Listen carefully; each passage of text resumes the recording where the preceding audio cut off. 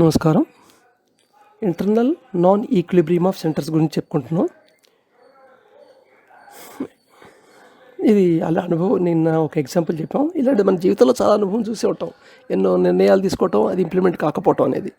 Implement పోవడానికి కారణం ఏమిటి అనేది అర్థం చేసుకునే కంటే ఇంప్లిమెంట్ చేయలేకపోయాము అని చెప్పి నీలో నీవు ఆత్మన్యూనతా భావం, గిల్టీగా ఫీల్ అవ్వటం, ఏదో తప్పు చేసిన అభద్రతా భావం, దీంతో విల్ పవర్ ఇంకా తగ్గిపోతుంది అనమాట. సో అది danger. It is an irony of the fate that all good persons who make attempts to improve, but doing in wrong, fail and slowly go to the wrong way. అందరు పర్సన్స్లో అందరు మంచి వాళ్ళే, ప్రపంచంలో అందరూ మంచి మనుషులే, కానీ వాళ్ళు నిర్ణయాలు కూడా మంచిగా తీసుకుంటారు వాళ్ళు ఇంప్రూవ్ చేసుకోవడానికి. కానీ రాంగ్ వేలో చేయటం వల్ల ఫెయిల్ అయిపోతుంటాయి. ఎందుకంటే అక్కడ ఐ సెంటర్ తీసుకోవడం అండ్ డెసిషన్ తీసేసుకోవటం, లోపల ఈ సెంటర్ ఎస్ సెంటర్ కన్సల్ట్ ఉండాలనేది important. When repeatedly the eye center command is reversed by the other centers, the eye center loses confidence and become defendant.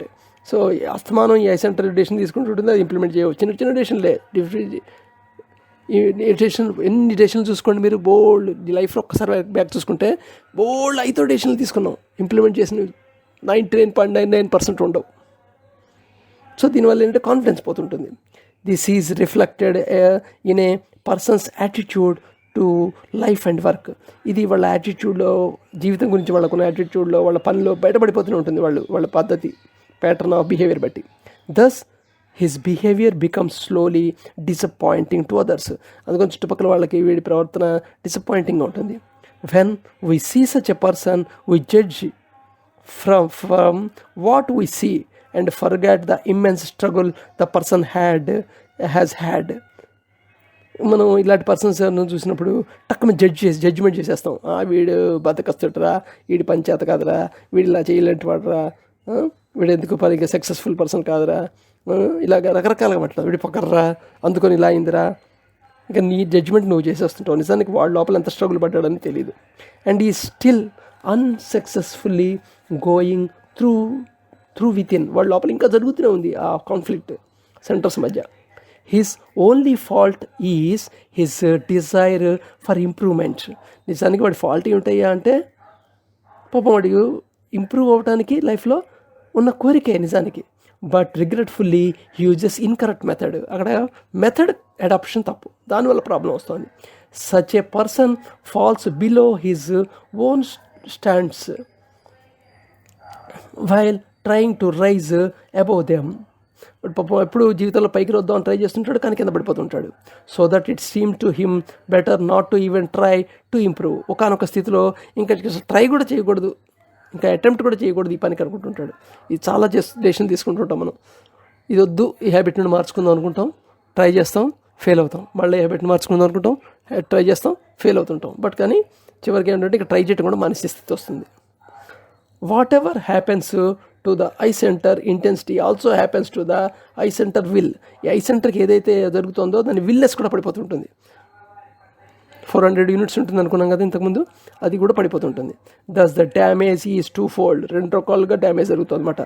Such repeated failures weaken the I centre and makes it less confident. అందుకని I centre బాగా weak అయిపోతుంది దానివల్ల. And later forms our bad, negative, indifferent, pessimistic habits. మనకు వచ్చే bad habits, negative habits, pessimistic habits ఇవన్నీ దీంట్లో originate బయటకు వచ్చేవి. ఇప్పుడు కరెక్ట్ వే ఎలా ఉంటుందో చూద్దాం. Now let us suppose the same person wishes to get up at 4 AM the next day for a picnic which has been planned in advance. He again sets alarm for 4 AM. అదే person అనుకుందాం, వాడు ఒకసారి 4 పొద్దున లేద్దాం అనుకున్నాడు. ఎందుకంటే ఆ మొన్నటి రోజు పిక్నిక్ ప్లానింగ్ ఉంది, పిక్నిక్కి వెళ్తున్నాడు. వాడు అలారం పెట్టుకున్నాడు. The previous night very much thoughts pass through his mind regarding the next days picnic and his contribution to the share of the fun. ఆ రోజు ముందు రోజు అంతా వాడి థాట్ ప్రాసెస్లో ఏం నడుస్తుంటుంది, పిక్నిక్ గురించి ఆలోచిస్తుంటాడు. రేపు పిక్నిక్లో ఏం చేయాలి, ఎలా ఆడుకోవాలి, ఏం చేయాలి, ఎలా ఫన్ చేయాలి, ఎలా షేర్ చేసుకోవాలి, ఎలా ఫోటోలు దిగాలి, ఎవ్రీథింగ్ వాడు మైండ్లో ప్లానింగ్ జరిగిపోతుంటుంది. The thought of the picnic has been sent over the emotions. So ఇవన్నీ ఈ సెంటర్లోంచి వచ్చే ఎమోషన్స్, అవన్నీ ఎంజాయ్కి సంబంధించింది కదా. So E centre has already ఎమోషన్స్కి రెస్పాండ్ అయిపోతుంటుంది. In the morning at the sound of alarm even few minutes earlier, అక్కడ alarm మోగటమే కాదు, అలారం మోగడానికి కొంచెం ముందే the command reaches the M centre and M centre receives the joint command. M centre E centre నుండి I centre నుండి రెండింటి నుండి కమాండ్ వస్తుంది. The person jumps out of his bed, చాలా ఎంథూజియాసంగా లేచేస్తాడు. And just for today he freshener 4 AM కల్లా ఫ్రెష్గా రెడీ అయిపోతాడు. దెన్ నార్మల్లీ ఈజ్ 7 AM కానీ మరి లేచి రెడీ కాని వాడు 4 రెడీ అయిపోయి ఉంటాడు.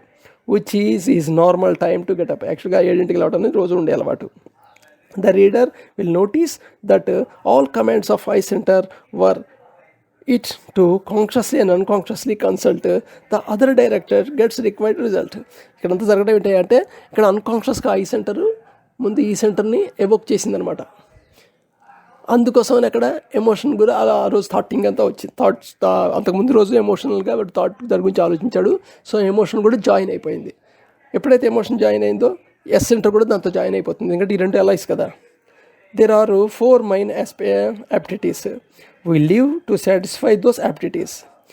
When someone appears to us as a cause of obstruction to the satisfaction of those aptitudes, we are annoyed and are in a rage and are put on the ground.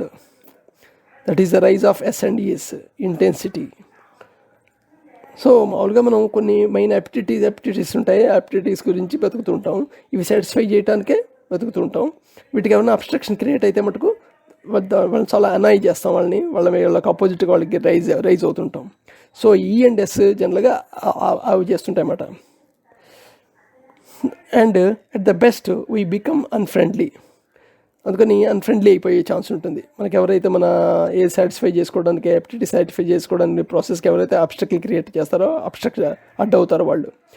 When someone appears to be the cause of giving us satisfaction, ఎవరైనా మనకి ఆ satisfaction చేయడానికి cause కింద కనబడ్డారు అనుకో of those aptitudes, we are happy and become friendly, వాళ్ళతో friend అయిపోతాం. So ఏవైతే నీ లోపల నీ యాప్టిట్యూడ్స్ ఉన్నాయో అంటే ఇట్స్ ఆర్ టెండెన్సీస్ అన్నమాట.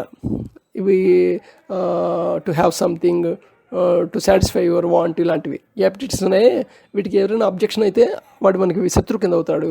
మన ఫెసిలిటేట్ ఎవరైనా చేస్తే వాడు ఫ్రెండ్ అవుతాడు. సో ఇక్కడ నువ్వు తీసుకునే నిర్ణయం తీసుకునే నిర్ణయానికి ఫెసిలిటేట్ చేసేట్టుగా ఈ అండ్ ఎస్ని మార్చుకోవాలి. అదనమాట ఇక్కడ ఉద్దేశం. సో ఏంటంటే సఫిషియంట్ ఎమోషన్స్ కనుక ముందు జనరేట్ చేసుకోవాలి. Sufficient emotions we have to generate. అంటే సపోజ్ నీకు సిగరెట్ అలవాటు ఉంది, సిగరెట్ మానేదలుచుకున్నావు, ఎగ్జాంపుల్కి చెప్తున్నా. సో అంటే నువ్వు ఎమోషనల్గా ముందు దాని గురించి చాలాసేపు ఆలోచించాలి. నిర్ణయాలు కాదు, ఫస్ట్ ఎమోషనల్గా దాని గురించి తెగ లిటరేచర్ కలెక్ట్ చేయాలి. దాని ఒకటి నష్టాలు ఏమిటి, దాని ఏమున్నాయి, దానివల్ల వచ్చే బాధలు ఏమిటి, వీటి గురించి చాలా లిటరేచర్ ముందు లోపలికి పంపించుకోవాలి. దాని గురించి కాంట్రవర్సీగా ఉన్నాయో వాటన్నిటినీ లోపలికి ఆ మ్యాటర్ చదవటం, ఆ విషయాలు చూడటం, అవన్నీ చేయాలి. సో జస్ట్ యూట్యూబ్లో తీసుకుంటే బోల్డ్ అవైలబిలిటీ ఉంటాయి.